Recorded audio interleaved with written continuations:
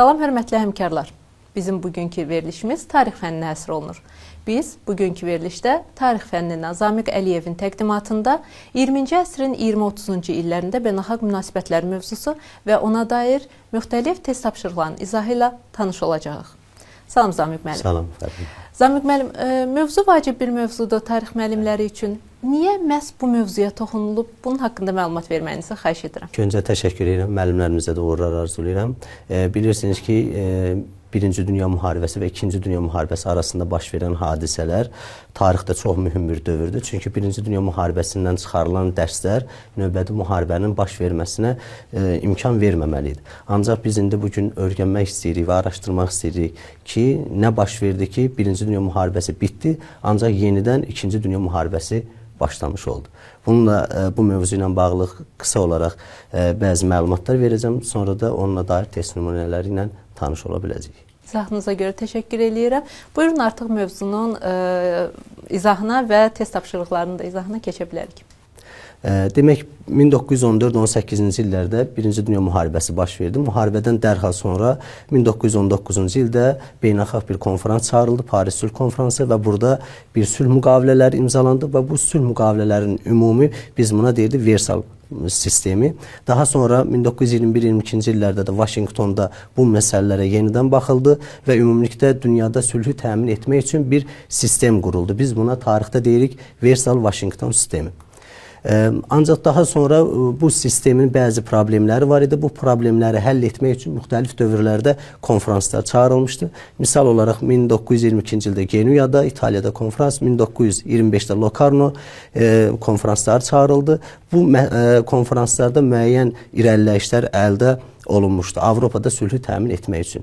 Daha sonra bu sülhü bütün dünyaya yaymaq üçün 1928-ci ildə Fransa və ABŞ arasında bir Yan-Kellogg paktı deyilən bir pakt imzalandı və bununla da dünyanın 48-dən çox ölkəsi bu pakta qoşulmaqla dünyada sülhü təmin etmək uğrunda bir təşəbbüs göstərmişdilər.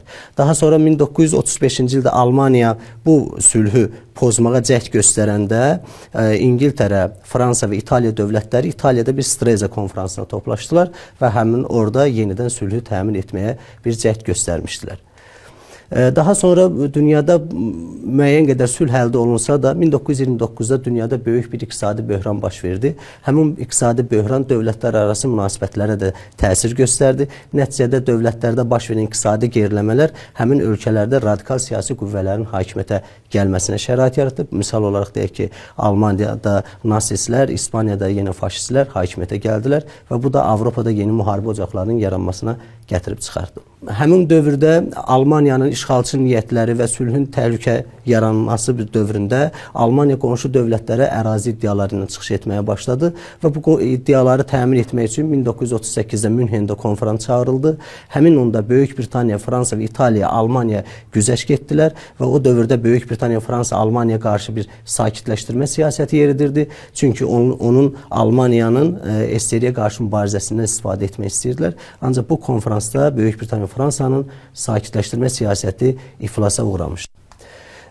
Daha sonra bilirik ki, 1939-un avqustunda Almaniya ilə SSR arasında bir pakt bağlandı. Biz buna Molotov-Ribbentrop paktı deyirik. Bu paktla onlar bir-birlərinə hücum etməməyə razılaşsalar da, ancaq onun gizli protokoluna görə Cənub-Şərqi Avropanı öz aralarında bölüşdürdülər. Bu dövlətlərdən biri də Polşa idi ki, və bu da gətirib İkinci Dünya Müharibəsinə çıxaracaq. Nəticədə Versal sistemi süquta uğradı və dünyada yeni bir müharibə, İkinci Dünya Müharibəsi başlandı.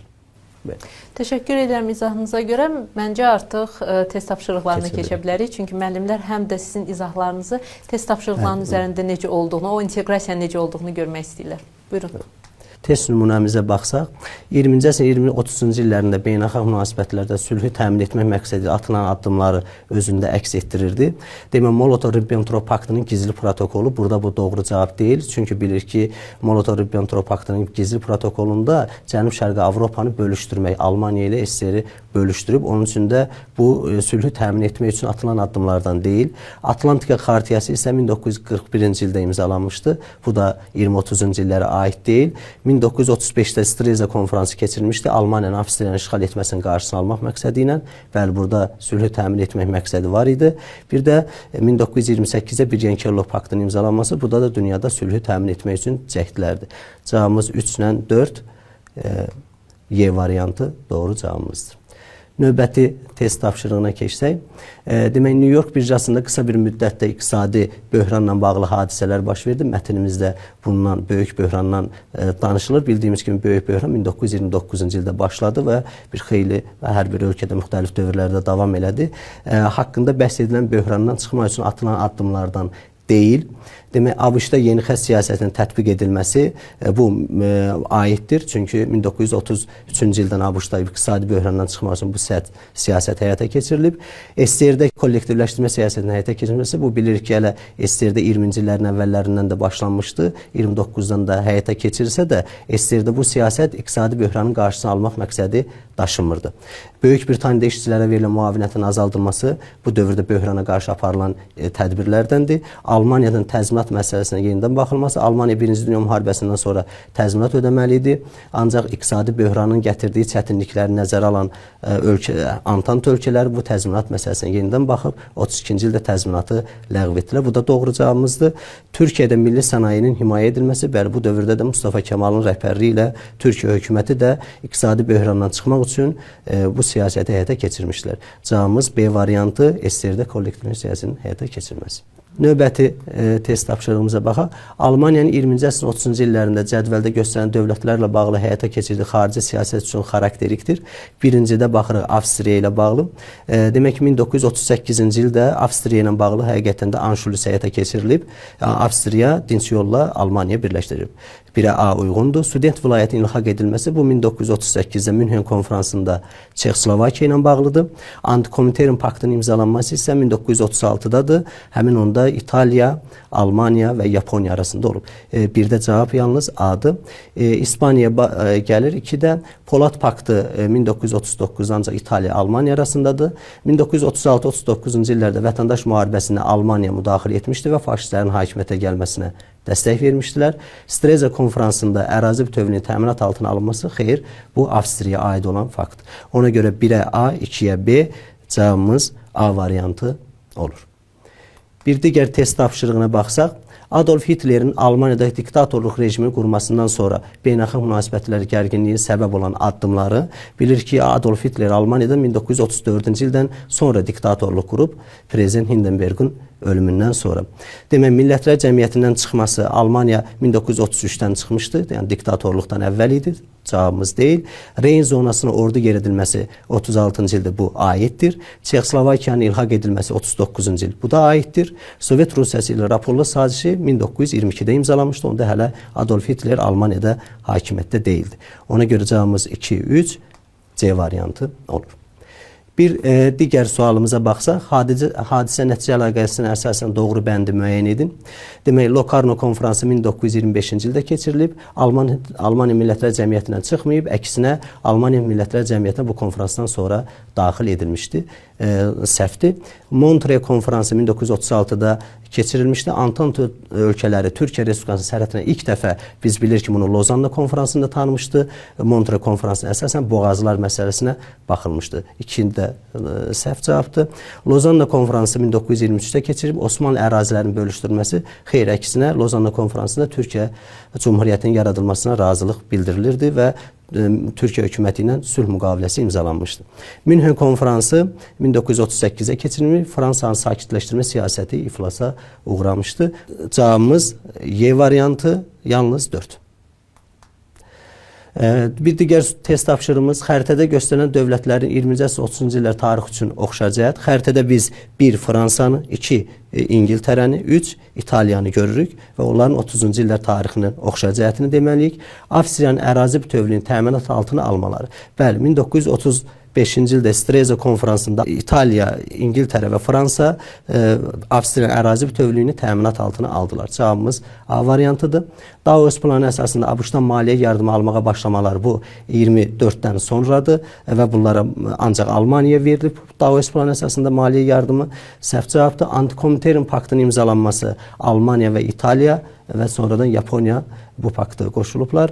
Səhv cavabdır. Afrikada müstəmləkəçilik siyasəti həyata keçirməyə başlamaları, bunlar da bilirik 19-cu əsrdən başlayıblar, bu dövrə aid deyil. Almaniyanın Ruhr bölgəsinə qoşun yeritməsi, bu da 1923-cü ildə ancaq Fransa ilə Belçikaya aiddir. Doğru cavabımız A variantı.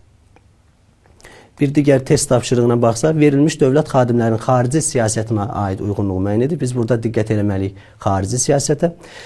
Iosif Stalinlə demək SSR rəhbəri, Lloyd George Böyük Britaniyanın baş naziri. Türkiyədə azadlıq hərəkatına qarşı siyasətinin iflasa uğraması bu Böyük Britaniyanın Türkiyəni işğal etdikdən sonraki siyasətinə aiddir. Lloyd George'un iflasa uğramışdır. Bəli. ABŞ prezidenti Rooseveltlə diplomatik əlaqələrin qurulması bu Iosif Stalinə uyğun gəlir. Çünki Roosevelt 33-dən 45-ə qədər prezident olub və onda Lloyd George baş nazir deyildi. İqtisadi blokadadan çıxmaq üçün Rapalloda Almaniya saziş imzalaması burada heç birinə aid deyil. Çünki bu 22-ci ildə baş vermişdi. Onda demək bu da Almaniya ilə Sovet Rusiyası arasındaydı. Onda da Stalin hələ hakimiyyətdə deyildi. 20-ci əsrin 30-cu illərində Yapon qoşunlarının məğlub edilməsi Iosif Stalinə aiddir. Monqolistan uğrunda mübarizədə Yapon qoşunları məğlub edilmişdi. Liviyada soyqırım siyasətinin həyata keçirilməsi bu İtaliya aid olur. Ona görə cavabımız D variantı 1-ə B, D, 2-yə A. Bir digər test tapşırığımız Euler-Venn diaqramı ilə bağlıdır. ABŞ prezidentləri Calvin Coolidge ilə Winston Hardingin fəaliyyətinə aiddir. Demək, Almaniya ilə diplomatik münasibətlərin saxlanması, hər ikisi Almaniya ilə diplomatik əlaqələr saxlayıb, bu 3-ə gedəcək oxşar cəhət. Çinin ərazi bütövlüyünün təsdiqlənməsi Hardingin dövründə də Washington konfransında təsdiq olunmuşdur. Hava adalarında ABŞ-ın hərbi strateji mövqeyinin möhkəmləndirilməsi bu Calvin Coolidge-dədir. SSR-də hərbi müqavilənin imzalanması demək, heç birinə aid deyil. Monroe doktrinasının irəli sürülməsi, o da 19-cu əsrə aiddir. Heç bir burada adları verilən heç bir ABŞ prezidentinə aid deyil. Cavabımız B variantı 1-ə C, 2-yə B, 3-ə A. Bir digər test tapşırığımız 19-cu əsrin ikinci yarısı ilə 20-ci əsrin 20-30-cu illəri beynəlxalq münasibətlərin oxşar cəhət və ya cəhətləri. İtaliyanın Almaniya ittifaq bağlaması, bəli bilir ki, 1882-ci ildə Almaniya İtaliya üçlər ittifaqını bağlamışdı. Eyni zamanda 30-cu illərdə də Antikomiterin paktı, eləcə də Polad paktını bağlayıb. Demək, bir doğrudur. Rusiyanın Fransada geniş hərbi əməliyyatlar keçirilməsi bu ancaq 19-cu əsrdədir. İngiltərənin Almaniyaya qarşı siyasi mübarizə aparması bu bütün dövrlərdə İngiltərə, Almaniya bir-birinə mübarizə aparıb, 1-3 doğrudur. Qeyri-demokratik rejimlər fəaliyyət göstərməsi hər ikisinin üçündə oxşar cəhətdir. Osmanlı ərazi bütövlüyünün təminat altına alınması bu 19-cu əsrin ikinci yarısı olsa da 20-ci əsrin 20-30-cu illərində belə bir hadisə yoxdur. Doğru cavabımız A variantı olmuş olur. Bir digər sualımız xəritə sualıdır. Müasir xəritədə verilən dövlətlərin 20-ci əsrin 1-ci rübü tarixi ilə bağlı xüsusiyyətləri cədvəl əsasında tamamlamalıyıq. Demək, burada 1 Koreya, 2 Yaponiya, 3 Çin, 4 Monqolistan göstərilmişdir. 3 deyilir, yəni Çinə Washington konferansına əsasən ABŞ-ın açıq qapı prinsipi tətbiq edilmişdir. Bu doğrudur. 4, yəni Monqolistanla bağlı ərazinin bir hissəsi Yaponlar tərəfindən oyuncaq dövlət yaradılıb. Bu səhv cavabdır, çünki oyuncaq dövlət Çinin şimalında yaradılmışdı. 1, yəni Koreyaya aid olan 19-da Paris Sülh Konferansının qərarına əsasən əraziləri şimal və cənub olmaqla iki hissəyə parçalanıb. Bu səhv cavabdır, çünki bu 2-ci Dünya müharibəsindən sonra baş vermişdi.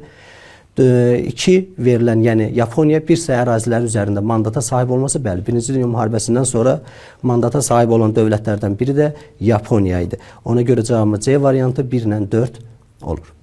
Bir digər test tapşırığımız 20-ci əsrin 30-cu illərində faşist ideologiyasına mənsub dövlətlərin təcavüzkarlıq siyasəti artır. Avropanın bir sıra ölkələri, məsələn Fransa və İngiltərə bu təcavüzkar siyasətini sakitləşdirmə və ya yumşaltmağa çalışırdı. Haqqında bəhs edilən siyasətin qarşısını almaq üçün SSR, yəni Almaniyada faşist ideologiyasına qarşı, təcavüzkarlarına qarşı SSR hansı addımı atırdı?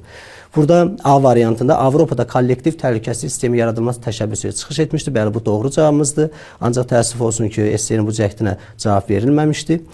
Bir-Yankelov paktına qoşulmaq üçün müraciət eləmişdi. Bu, faşistlərin Almaniyada hakimiyyətə gəlməsini əvvəl baş vermişdi, 29-cu ildədir. Streza konferans çağırılmasının təşəbbüsü ilə İtaliya çıxış etmişdi. SSR belə bir addım atmamışdı. Vətəndaş müharibəsi zamanı Fransiska Francoya deyil, demokratlara dəstək vermişdi, Xalq Cəbhəsinə. Yanlış olur. Almaniyanın Çexoslovakiyanı işğal etmək planını iflasa uğradıb. Bu da səhv cavabdır. Çünki 39-da Almaniya Çexoslovakiyanı işğal etməyə nail olmuşdu. Doğru cavabımız A variantı olur. Bir digər test tapşırığımız məntiqi ardıcılığı tamamlayırıq. Böyük böhran baş verir.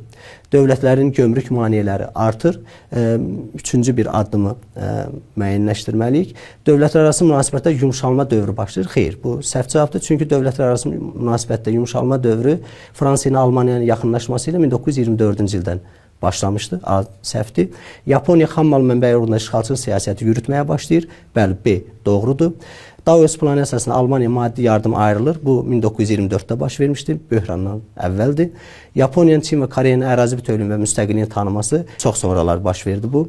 Locarnoda Avropa dövlətləri arasında sərhədlərin toxunulmazlığı təminat altına alındı. Bu da 1925-ci ildə baş vermişdi. Yəni iqtisadi böhrandan əvvəl idi. Doğru cavabımız B variantı, Yaponiyanın xam mal mənbəyi uğrunda işğalçılıq siyasəti yürütməsi. Bir digər test tapşırığımız 20-ci əsrin 20-30-cu illərində Avropa ölkələrinin Afrikadakı müstəmləkəçilik siyasətini özündə əks etdirir. Ömər Muxtarın İtaliya işğalına qarşı mübarizə aparması 1923-dən 32-ci ilə qədər mübarizə aparmışdı. İngiltərə və Fransanın İtaliyanın Efiopiyanı işğal etməsini dəstəkləməsi əksinə dəstəkləməmişdilər. Səhvdir. Fransanın Mərakeşdəki ağalığı İngiltərə tərəfindən tanınması bu 1904-cü ildə baş vermişdi. Böyük Britaniyanın Misir uğrunda mübarizəsi də 19-cu əsrdən baş vermişdi. Doğru cavabımız yalnız 1 Y variantı olur. Türkiyə Respublikasının 20-ci əsrin ikinci rübündəki xarici siyasətinə aiddir.